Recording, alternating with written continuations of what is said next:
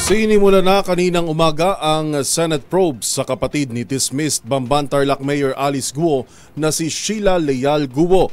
At una nga sa mga tanong na gusto nilang masagot, paano sila nakalabas ng bansa na walang record sa mga ahensya ng pamahalaan? Ang mga detalye ihahatid ni Raymond Dadpaas.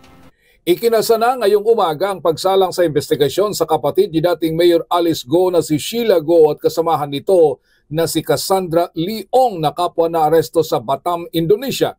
Ito ay sa tatlong Senate Committee na Justice and Human Rights ni Senate Minority Leader Aquilino Coco Pimentel III, Committee on Women and Children ni Senador Risa Hontiveros at Committee on Public Services ni Senador Raffy Tulfo. Ayon kay Hontiveros, uno sa gusto nilang maliwanagan ay kung paano sila nakalabas ng bansa na walang record ng mga ahensya ng pamahalaan gaya ng Bureau of Immigration at CAAP o Civil Aviation Authority of the Philippines. Dahil hanggang ngayon ay wala pang linaw kung paano sila nakalabas ng bansa maliban sa entry sa passport ni Mayor Alice Guo noong July 18 sa Kuala Lumpur, Malaysia.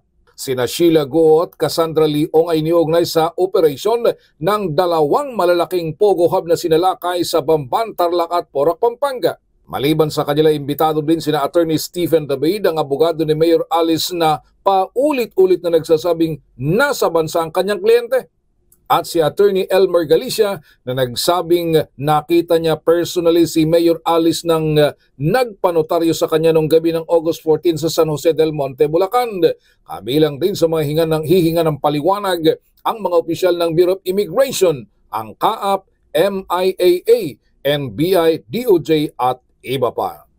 Para sa MBC TV Network News, ito si Raymond Dadpaas, una sa Pilipinas, una sa Pilipino. Samantala, sa nagpapatuloy pa rin na hearing, sinabi ni Sheila Guo na sumakay sila ng bangka at barko nang umalis sa Pilipinas. Base sa testimonya ni Sheila, sinundo sila ng 3 van sa bahay sa Tarlac. Bumiyahe ng halos 5 oras lampas ng Maynila bago sumakay ng bangka.